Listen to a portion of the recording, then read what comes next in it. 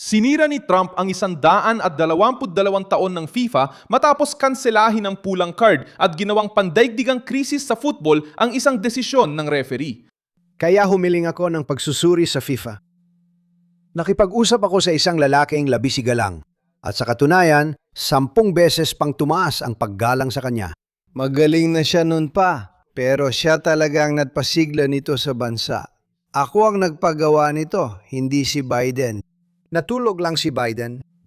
Pumutok ang kaso nitong Lunes, Hulyo 6, 2026 matapos suspindihin ng FIFA ang otomatikong parusa kay Fulani Balogun, striker ng Estados Unidos, at pinayagan siyang makalaban ng Belgium sa round of 16 ng World Cup. Dumating ang desisyon matapos aminin ni Donald Trump na tinawagan niya si Gianni Infantino ng FIFA para humiling ng pagrepaso sa insidente. Ayon kay Trump sa Oval Office, hindi raw yun foul o paglabag at binatikos pa niya ang Brazilian referee na si Rafael Claus na tinawag niyang may kahina-hina lang record. Mumalagpas na ang kwento sa football lang. Ang red card sa Santa Clara laban sa Bosnia at Herzegovina ay nagdulot ng pampulitikang pressure, reaksyon sa Europa, pagtutol ng Belgium at krisis sa FIFA. Hindi binura ng organisasyon ang red card pero inalis nila ang pinakamalaking parusa, ang pagbabawal sa susunod na laro. Malakas ang mensahe para sa mga sumusubaybay sa World Cup. Ang patakarang otomatiko ay may eksepsyon, lalo na kung mahalagang manlalaro ng Estados Unidos ang naapektuhang manlalaro. Kumugon ang UEFA at sinabing nilampasan ng FIFA ang pulang linya. Nagmadali ang Belgium para questionin ang pagpayag na makalaro siya. Ikinatuwa ni Trump ang desisyong ito. Ano ang nagbago sa FIFA at bakit naging epektibo ang pressure? Ikukwento ko sa iyo lahat. Kung gusto mo ng ganitong klaseng diretsong content na walang paligoy-ligoy, mag-subscribe ka na dahil dito may ganitong video araw-araw. Si Folarin Balogun ay pinatalsik sa laro noong ika-1 ng Hulyo 2026 sa panalo ng Estados Unidos na 2-0 laban sa Bosnia at Herzegovina sa yugto ng 32 koponan ng World Cup. Nangyari ang insidente sa Santa Clara, California. Hindi agad naglabas ng card si Rafael Claus, ang Brazilian na referee, pero tinawag siya ng VAR, nirepaso ang video at naglabas ng direktang pulang card sa Amerikanong striker. Ang karaniwang parusa para sa direktang pulang card ay simple, automatikong suspensyon ng isang laro. Tatanggalin nito si Balogun sa laban kontra Belgium na nakatakda ngayong Lunes sa Seattle para sa round of 16. Malaki ang epekto nito sa esports dahil si Balogun, isa sa pinakamahalagang pangalan ng Estados Unidos, ay may 3 goals at malaking ambag sa opensa ng kopo ng pinamumunuan ni Mauricio Pochettino. Nakialam si Trump dahil nakita niyan isang kawalan ng hustisya laban sa koponan ng Amerika ang pagpapaalis kay Balogun. Kaya nakita ko ang laro at ako ay isang taong mahilig sa esports. Naging magaling akong atleta at talagang naiintindihan ko ang esports. Talagang mahusay. At hindi yon foul. Hindi nga yon naging violation.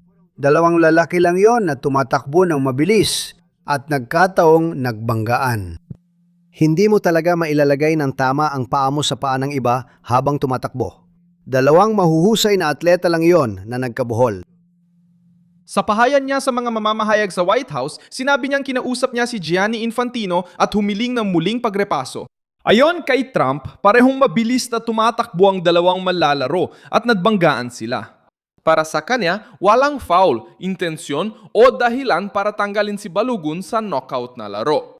Inatake rin ni Trump ang desisyon ni Rafael Claus. Sinabi ng Pangulo ng Amerika na kahina-hinala ang referee kapag tiningnan ang kanyang kasaysayan. At ang referee na ito ay medyo kahina-hinala kung titingnan mo ang kanyang kasaysayan. Ayokong sabihin ito dahil ayokong lumika ng kontrobersya, pero talagang kahina-hinala ito. Kung gusto mo, ipapakita ko kasaysayan niya. Gumawa siya ng tawag na walang makapaniwala kahit ang mga nasa kabilang panig. Sabi nila, sinuwerte tayo, ang galing at interesting. Sinasabi rin nila na hindi pinapakita sa kanila. Ang paratang ay inilagay ang Brazilian sa gitna ng pinakamalaking kontrobersya sa Copa hanggang ngayon.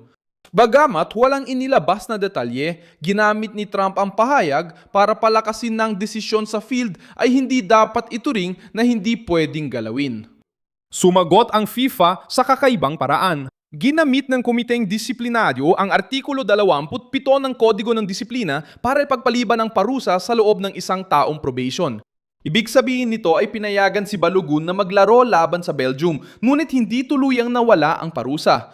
Kung siya ay muling makagawa ng katulad na paglabag sa loob ng panahong yon, maaring muling ipataw ang suspensyon kasama ng panibagong parusa. Sa praktika para sa Estados Unidos, ang resulta ang mahalaga, naging available ang striker. Agad tumugon ang Belhika dahil sila ang direktang kalaban ng Estados Unidos. Kinuwestiyon ng Federasyon ng Belhika ang pagiging kwalipikado ni Balogun at sinabing labag sa patakaran ng Kopa ang desisyon. Tinukoy ng organisasyon ng Belhika na muling pinagtibay ang otomatikong suspensyon dahil sa pulang card bago pa magsimula ang torneo, kabilang na sa isang circular na ipinadala sa mga federasyon noong 12 ng Mayo 2026. Para sa mga Belgian, ang ganitong pagbabago bago ang eliminasyon ay nakakaapekto sa patas na laban sa esports. Sumali rin si Coach Rudy Garcia ng Belhika sa usapan na may panunuya. Sinabi niya na hindi niya alam na sa mga opisina ng FIFA, ang 5 ng Hulyo ay naging 1 ng Abril, gaya ng araw ng kasinungalingan sa Europa. Ipinakita ng pahayag ang tindi ng inis. Hindi itinuring ng Belgium ang pagpapalaya bilang simpleng administratibong detalye, kundi isang malaking pagbabago bago ang mahalagang laban, mas mahigpit pa ang UEFA. Ayon sa mahang Europeo, lumampas ang FIFA sa limitasyon ng isang taong suspindihin ang automatikong parusang hindi paglalaro matapos makatanggap ng pulang card. Hindi lang kay Balogun umiikot ang kritisismo, ang mensahe ay tungkol sa kredibilidad ng football. Kapag hindi na predictable ang patakaran, nawawala ang tiwala sa kompetisyon. At kapag lumabas ang desisyon matapos ang tawag ng presidente ng Estados Unidos sa presidente ng FIFA, ang krisis ay umaalis sa larangan at pumapasok sa politika. Itinanggi ni Trump na nag-utos siya sa FIFA at sinabi niyang humiling lang siya ng muling pagsusuri, wala siyang kapangyariang utusan ang organisasyon. Nandun agad ang lakas ng kilos. Hindi na kailangan ng presidente ng Amerika maglabas ng utos, pumirma o magsimula ng formal na proseso. Tumawag kay Infantino, hayagang ipagtanggol ang manlalaro at gawing usapin ng gobyerno ang pagpapaalis sa laro. Kung kayang ipatigil ng koponan ang epekto ng pulang card dahil sa political pressure, saan ito hahantong? Nagtanong ang mga coach at opisyal kung pwedeng subukan ng ibang koponan na repasuhin ang mga parusa bago ang mahahalagang laban. Ang takot ay baka magbukas ito ng pinto na hindi na maisara ng FIFA. Si Thomas Tuchel, coach na Inglaterra, ay nagtanong, hanggang saan aabot ang bagong landas na ito? Simple lang ang tanong niya. Sino ang magpapasya kung aling card ang pwedeng balikan, kailan, at base sa anong pamantayan?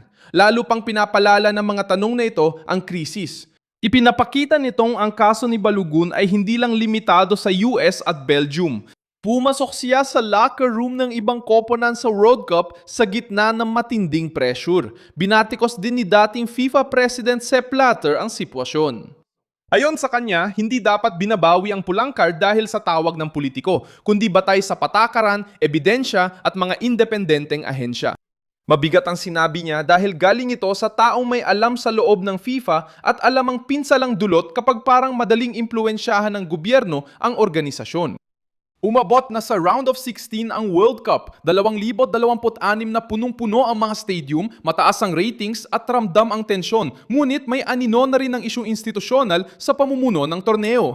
Nilagay nito ang football sa harap ng patakarang matibay, ngunit naapektuhan ng politika. Salamat sa panonood hanggang dulo. Suportahan ang proyekto at mag-ambag gamit ang Pixkey sa inyong screen. Kami ay isang independenteng channel na nakatuon sa pagbibigay sa inyo ng totoong impormasyon. Ang inyong ambag ay tumutulong sa amin na magpatuloy.